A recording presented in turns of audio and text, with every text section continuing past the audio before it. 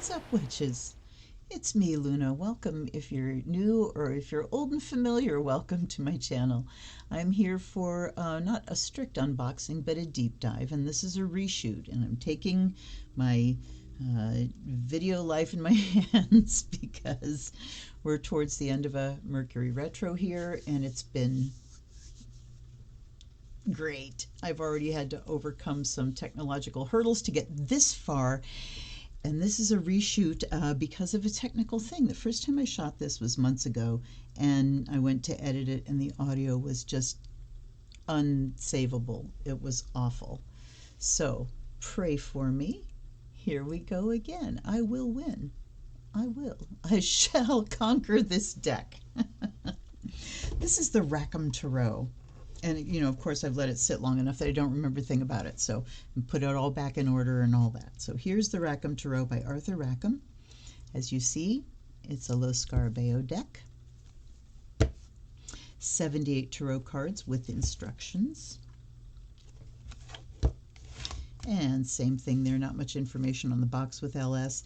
This is an odd, I mean, you could see this label that was put on there is over the standard LS with the flags and stuff. So it is definitely a legit deck.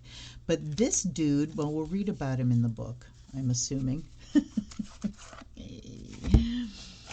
But he was an illustrator around the turn of the last century, and very familiar pictures in a lot of different fairy tale books, and I had them in this Time Life series about, you know, witches and wizards and trolls and elves and all kinds of stuff, and his illustration is all through those books.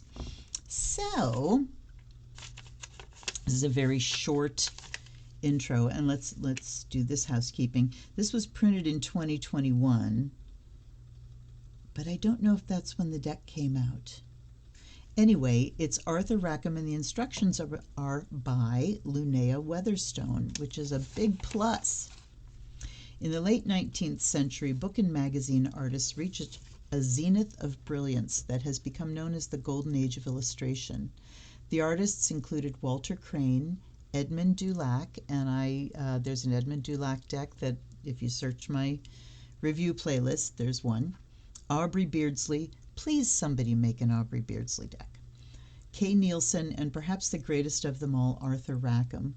Born in London in 1867, Rackham confirmed his calling when he illustrated a popular edition of Grimm's Fairy Tales, followed shortly after by The Legend of Sleepy Hollow and Peter Pan in Kensington Gardens, a proper beginning for an artist who would draw readers into the realms of myth, legend, and fairies for the rest of his life. Some of his most famous works are his illustrations for Alice in Wonderland, A Midsummer Night's Dream, Dickens' A Christmas Carol, Greek and Norse mythology, and Poe's Tales of Mystery and Imagination. This deck offers 78 examples of the master's work, chosen to complement traditional tarot meanings. The Rackham style is instantly recognizable. No one draws like Arthur Rackham, or if they do, they are called Rackhamesque. Some drawings are purely pen and ink, while others are ink over subtle watercolor washes. His art is full of exquisite detail, yet there's great movement, with lines seemingly dashed off as if Rackham was hurrying to capture the otherworldly magic before it disappeared. The effect can be haunting, delicate, sinister, or beguiling. And then we're straight into the card meanings, and we've got the majors there with just a paragraph and then key concepts. Oh, don't you dare. My computer's trying to get noisy. And then the same thing with the minors. It's just a very short paragraph for meaning. And then at the end, we have how to read the cards and a 3-card hindsight, insight, foresight, which I really like. Hindsight, insight, and foresight. And then, you know, this little page in the front with a 1, 2, 3, like you couldn't figure out how to lay out 3 cards. Anyway. Small little complaints. I have already done my tape thing on this deck and on this book, so here's a little tip. When you get these little white books, if you put a piece of tape there and a piece of tape in the center where the staples come through, it can help the book stay together a lot longer. So let's jump in. Now, when I approached the reshoot of this deck, I almost didn't put them back in order, because since these are not, there are decks like Art Nouveau Tarot, which take the traditional images of Rider-Waite-Smith and put them in the style, right? This deck does not do that. This deck is actual illustrations, as it said in the introduction. So sometimes you can really see, oh yeah, that makes total sense, for the illustration and what card it is. And sometimes it doesn't quite. And I wanted to kind of, test myself to see how easily I could come up with it. But it says right on the cards what they are, so never mind. All right, there's our little facing card and our Tarosophy card that comes with LS decks. Now let's look at the back. Oh, so beautiful. I love these muted, shadowy kind of colors. And you see that they're non-directional, so the image is the same both ways, inviting reverses. But I love the description of his illustrating in the books, talking about the kind of spontaneous line work. There's not anything that's really belabored. So here we have the Fool. And I do think this would be a recognizable card. Because of this, because of his raggedy clothes, his stance, it's like he's, but he's got these dogs coming at him, and this little dog coming and nipping at his heels would be the dead giveaway, I think, for the Fool here. And we see it's got the number 0, so we don't have to guess. Here's the Magician. Not so easy on this one. But look at this beautiful little being. Is this Pandora? And she's letting all the little demons out of the box? It would have to be. It does not say that in the book, but I imagine this would be an illustration of the Pandora story. But look how wonderful and how very delicate. Oh wait, I don't have it on autofocus, but how very delicate the lines are in these. Here's the High Priestess. I mean, the things that kind of can clue you in, the curtain for one. She certainly has that internal feel to her, but there's nothing else that would say High Priestess. This is just, as it says in the book, his illustrations, and they went in and said, find something that would work for this. But I do like the idea. It's kind of like this curtain's hanging, and like she's about to sort of peek around the corner, So that idea of kind of veiled away is kind of cool. Then here's the Empress. Absolutely she is. Look at her. With her bouncing baby and her little black cat. There's the Emperor. Looking a lot like maybe a fairy king with his little troop behind him there, huh? I love the depth. They're very dark. His images have that really dark, shadowy, muted, you're not going to see bright colors or, blank white spaces really. But they're just so rich. And then here is the Hierophant. Now this one could be very easily confused for the Fool. So here's the Hierophant, 2 dogs. I mean, it doesn't really go with my idea of what the Hierophant looks like. But that's okay. You kind of get the idea of a leader.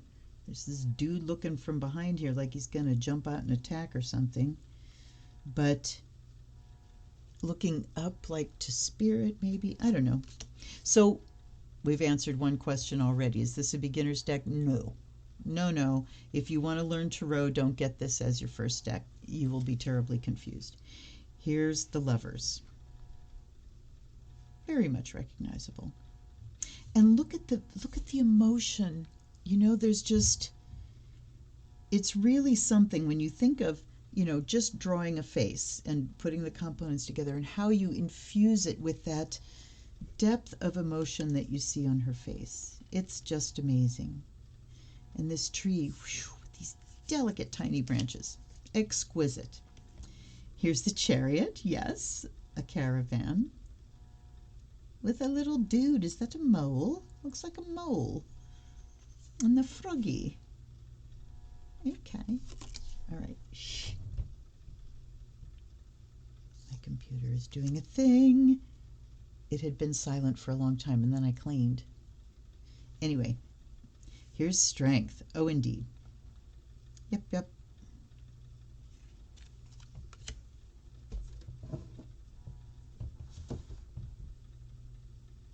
All right, that might have done it. Here's the hermit. And again, another card that could be mistaken for the fool because of this staff with the bag on it and him kind of just heading off to nowhere. There's no lamp or anything. So this is where you really need to know what the numbers mean. And I want to tell you, it was like a couple of decades before I got around to really remembering the numbers and the order of the major arcana. Shh, don't tell anybody. Here's the Wheel of Fortune, and look at this.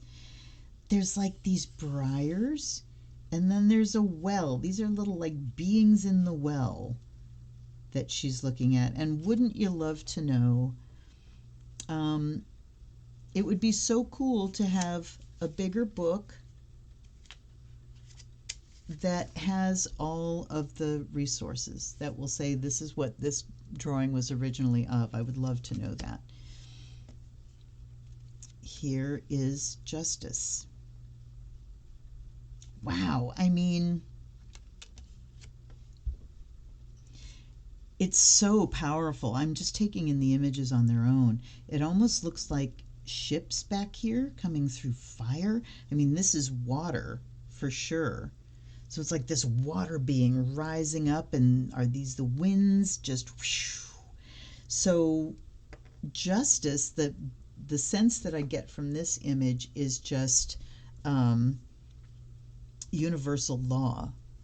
That, oh, mere mortal, you know, karma. What's universal law? It's karma, cause and effect. So, you know, mere mortal, you will not escape.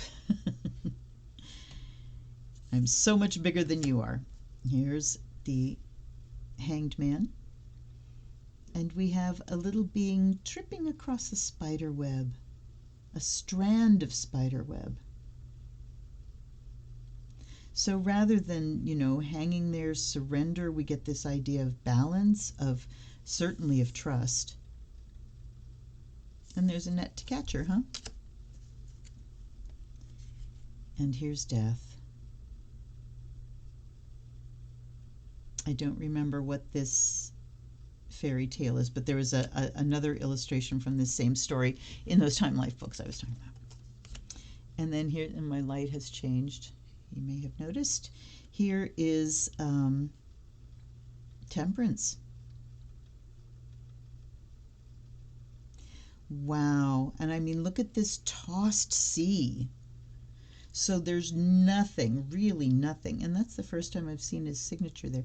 There's nothing here that would remind me of Temperance at all. Flowing water, but it's not, you know, balancing, flowing. It's tempest. But what a glorious image. And here's the Devil. Oh, yep, you'd grab onto that one right away. Doesn't he look like it? He's taking her on a merry dance that she doesn't look too happy about. Oh! And here's the Tower. So look at it. So good thing I know what cards are what, and I even had to stop for a second on Temperance to go, what number is this? Because that image does not read traditionally. But here's the Tower, and we do see this big tower in the background, and this dude just kind of, I don't know, getting chased away from it. Again, I would love a resource for this. Here is the Star in a starry sky, and the Moon. Here comes another troop of fairies into the sky. Surely you would think he had an image with a full moon on it, but maybe too many other things going on. Here's the sun. So we've got the dandelion, and he's blowing the seeds, and we have the little child, but sun, you know, otherwise recognizable as sun, no. Here's judgment. Oh. Interesting, because I don't get judgment from that. I get safety. That, you know, we've got these sweet little children asleep, and we've got these guardians. Fairies or angels standing watch. And then here's the world. Another beautiful image. I think I'm going to stop comparing, but I'm going to see, you know, what I can pull out that would coordinate with, you know, what I already know. So here's the wands. This is the Ace of Wands. And we get a mighty tree trunk. And there's the 2. And down, so you see the symbol of wands down here and the number up here. We have Arabic numbers and then Roman numerals on the majors, as per tradition. So this is the 2, and it kind of looks like conspiratorial, or he's telling her, this tree being is whispering to her, so we can get an idea of planning. And then, yeah, thinking about in a much grander scale. Planning on a bigger scale. Shh. Shh.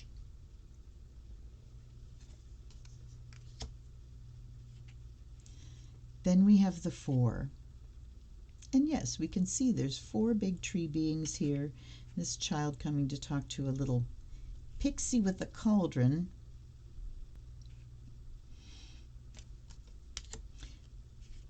Oops. 4. Uh-oh. Oh, when I put them back in order, I got a couple wrong. Here's the 5. Oh my. See, that would, wow, that reads more like the 7 to me.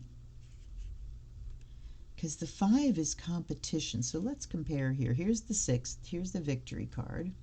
All right. And there's the 7. Jack and the Beanstalk, I'm thinking. Looks like he's got a handful of something. Standing, okay, so standing your ground against this. Huh, wow. All right. And then here's the 8. Brooms flying through the air. And the 9. Wow. You can certainly get that idea of those, you know, a boundary maybe. And here's the 10. Do I get oppression and carrying too much of a load from this? No, I don't. But she's kind of hiding in the shadow of this gateway. And she's got this kind of look on her face, like, I don't know if I want to go out there to tend to all these geese. Oh, look at the shadow. Looky, looky. Wow. Here is the page. We can certainly see fire there for wands. And the knight. Wow. Look at her. All right, you're not fooling us. You're not fooling anyone. There's a blue jay outside our window, and they will go out there and make a call that sounds exactly like a hawk, and that makes all the other birds leave the feeder, and then they come in. Little shits. Okay, so there's the Queen of Wands. These wigs, oh my God, and the King. Look at the fox. It's like he's riding on the fox. How interesting is that? All right. Now the Pentacles. This reminds me of the Lord of the Rings when they're hiding under the tree roots. So here's the 1 of Pentacles. So at the Ace. I mean, I see this orchard back here that is just loaded with fruit, and I see this lady with the basket, you know, that she's coming to care for these children. So There's the Two of Pentacles. And there's a tiny baby playing panpipes sitting on a mushroom. And the fairies are dancing. Three of Pentacles. Look at the birds and the fruit up in the tree. And the fruits are like glowing. So are these golden apples? I don't know. And the Four of Pentacles. So we get that idea with the chest. Oh, looky. That's the same one from the Magician. See? I want the stories so bad. And this one looks like it's about ready to open the thing, and this looks like an angel going, don't do it. Here's the Five of Pentacles. We can certainly get that idea of being outcast, being othered. And the Six. It looks like she's kissing her own hand. You know, jump back, kiss yourself. I don't know. And there's the Seven. Look at the harvest. We can certainly see the harvest here. Bounty and abundance. See, this might have been a good choice for the Ace, or maybe even the 10. And I think this is the brightest color we've seen in this whole thing so far. There's the Eight of Pentacles. Okay, definitely apprenticeship. And there's the 9, the lady with her bird. And I like the idea of the cage, you know, because you can talk about that hedge and being in your comfortable spot, in your safe place, but it can also become a cage. Interesting. 10 of Pentacles. And we've got fairies making music. Yeah, see, I think I would rather have seen, and what would this be? Boy, this blue jay is just outside my window, going through their repertoire. They're so pretty. I don't know. I might want to reassign that to something. Here's the Page of Pentacles. And the Knight. In the forest. And then there's the Queen. Ah, that's beautiful. And the King. I like this. But that could have worked for the Hierophant too. Here is the Cups. So there's the Ace of Cups. And that cup is, you know, almost looks like the one in the Queen in the Waite-Smith deck. Here's the Two of Cups. Look at the fish. So we're underwater. A little baby with a seashell. But we don't really, I mean, there's relationship, but, you know, not romantic. Here's the Three of Cups. That's lovely. The Four. Look at them down under the water. And then there's these two in a seashell on the water. But we can't really see what's going on between. Five of Cups. So she's bending over here. And there's these little beings offering her a cup of something. You don't really get the idea of a loss, a big emotional loss. Here's the Six, childhood and memory, the past. The Seven, illusions, delusions. Yeah, I mean, you can see where it was really tough to do, to choose images that would go with the tarot, but certainly I haven't seen all of Rackham's images, and I would like to. But I also know that I think it might be too impossible a thing to do, to try to do something in the style of, because, wow. Here's the Eight of Cups. She says, see ya. The 9, the Wish card. Look at this rich, rich robe she's wearing. And the 10. I love the rainbow. Page. Oh, that's perfect. Looking down in the water and there's a fish. The Knight. That's also perfect. Riding a fish. A mermaid riding a fish. The Queen. And again, fish, all underwater images, and the king, who's a, oh, what are they called? It's not a merman, it's a merrow? I think it's M-E-R-R-O-W. Anyway, look at him, wow. Now we see the swords. What an image, so dynamic. And look at the transparency of the fabric here. Yes, masterful is certainly the word. Here's the 2 of swords.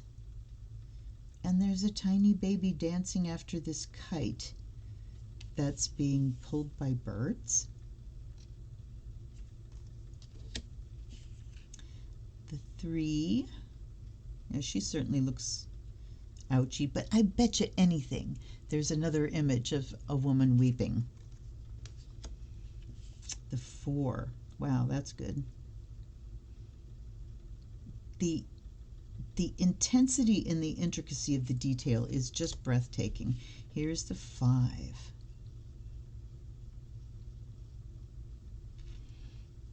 Yeah, no clue. The 6, that makes sense. Crossing troubled waters, resolution, rescue even. And here's the 7 of swords. Absconding with a child. Okay, the 8 with the cage. Well, that's clearly Hansel and Gretel.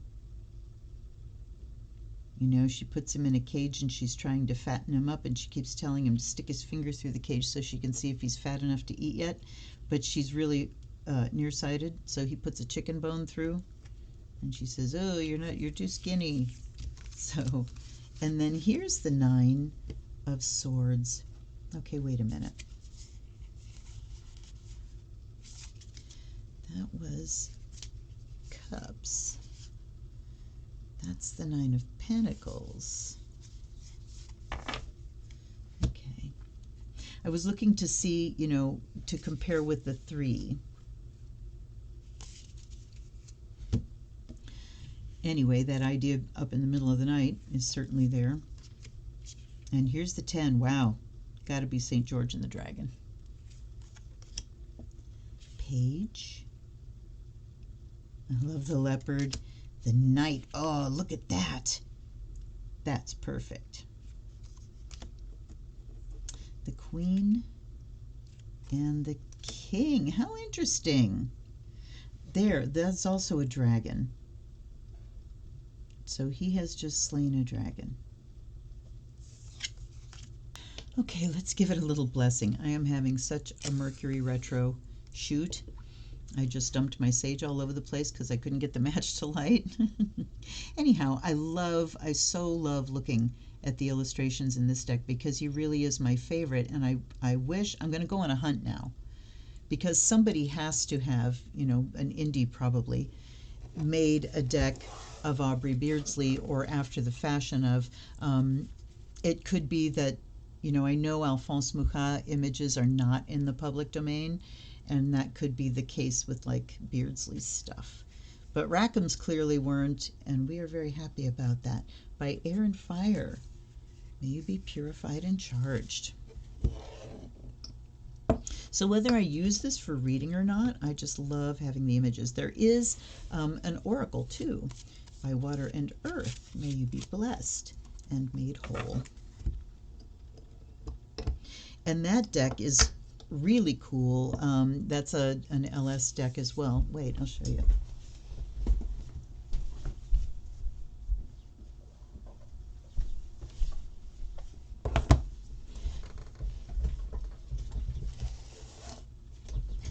There, so Jamie Elford wrote this deck, and it's great. The writing is great. It goes there. It doesn't pull punches. So there is an unboxing for this. Search my Tarot and Oracle deck review playlist. By the sound of the bell,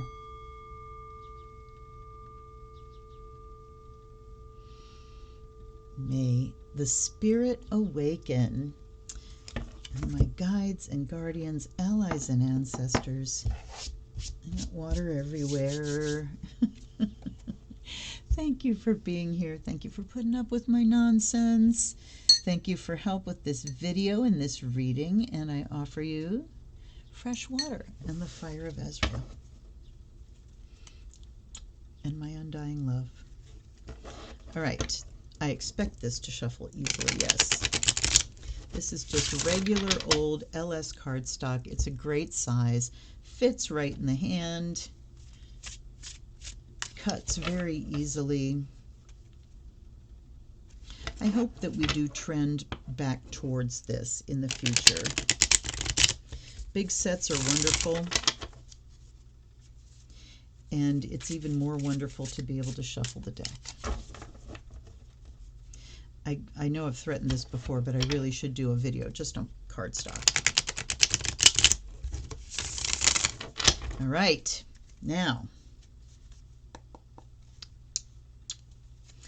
what do we need to know today, or whenever we are watching this video in our personal now? What do we need to know in order to be our absolute best with whatever struggles we're dealing with, individually and collectively? Okay. We have, pardon me, the Hermit and the Ace of Cups and the Ten of Swords. Oh, wow! Then we've got the Seven of Pentacles and the Six of Pentacles, so that wasn't the best shuffle. And then the Ten of Pentacles. Holy crap, you guys. Okay. So let's focus in on the major here, the Hermit. Talking about solitude, meditation, going deep. It could be isolation too if you do reverses, like reversed Hermit is more isolation and upright Hermit is more just solitude, spending time alone, which is a wonderful thing. Isolation is not a wonderful thing. So we've got the Hermit, and then we have the Ace of Cups. So we've got that inrush of joy. I mean, the Ace of Cups is just like pure bliss and joy. Then we've got the Ten of Swords, absolute ruin. So what's to choose between these? The Hermit in the middle says which way, and look at, he's heading towards joy. So I think right off the rip here, there's a question. Which way are you going to choose? Where are you going to place your focus? And then down here, we've got the Harvest, this abundance of fruits, and we've got the Six, which does talk about sharing and payment, sharing the abundance. And then down at the bottom, we have the Ten of Pentacles, and what happens, we're together with friends, we're playing music, singing, and enjoying life. All right, now let's read the book. I like it when you can get just a succinct, bang message like that, right? And, you know, a deck like this kind of takes me away from way back. When I would do readings, I would really focus on each card and like everything that card means. But then you look at a spread in the greater context, and for instance, look at the way people are heading or the way they're looking, and you can get a much more succinct and cohesive message where it's not each thing stands on its own in a specific category. It's all part of one like sentence or paragraph. Okay, the Hermit. The Hermit shuns society and rejects its limitations. He avoids human encounters, staying at the edge of civilization, always moving onward on a pilgrimage known only to himself. Key concepts: solitude, study, perspective, a time of deepening. So what do we want to deepen? Joy.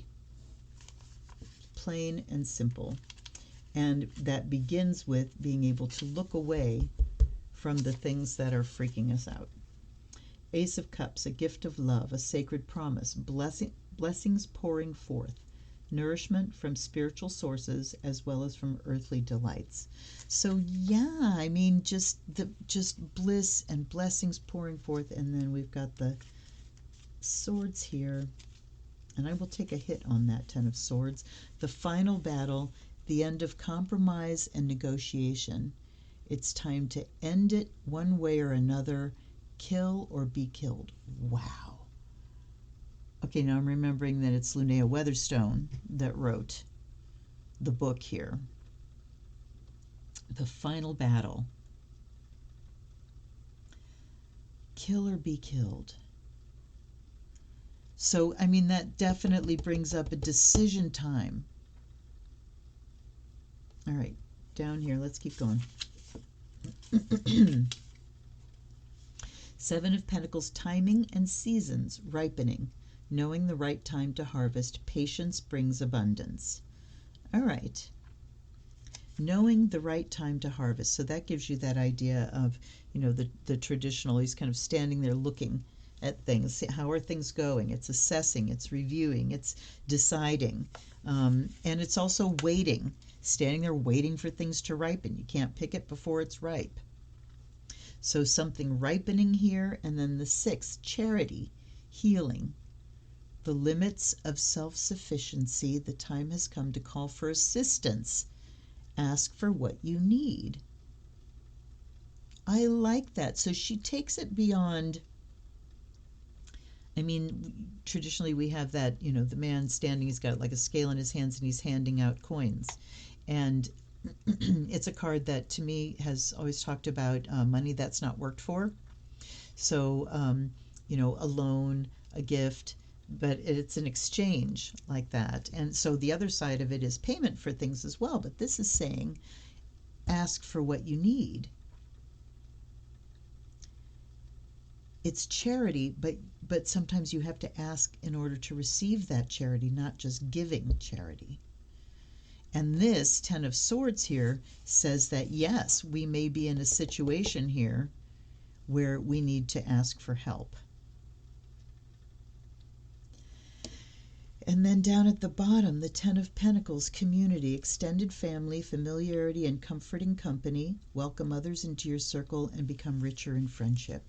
So there's the joyful side. We're focusing on this. But there's also a side that perhaps we need some assistance with, of bringing something to an end, deciding whether something's going to defeat us or we're going to defeat it, or maybe we just decide that I'm not ever going to play in that arena again because I always lose. At any rate, asking for assistance here is at the bottom. I'm going to take one more for that 10 of Swords, and we get the 10 of Cups. Oh my goodness. Okay. that was a wonderful surprise. Attainment of your heart's desire, lasting happiness, the end of sadness and loneliness. So, but I would say that whatever it is that, you know, mega stress that's about to take us down here, we ask for help, and when we ask for help, then we can turn it over into the end of sadness, the end of loneliness, and something that lasts. Dang. Yeah, it gets you there, and I think, you know, Linnea Weatherstone's writing certainly helps in that direction. So let me know what you think, you guys. I love it just because of the illustrations. Hold on, I'm trying to figure out how everything works. So, but I'd love to know what you think. Please comment down below and I will answer you and we can have a conversation.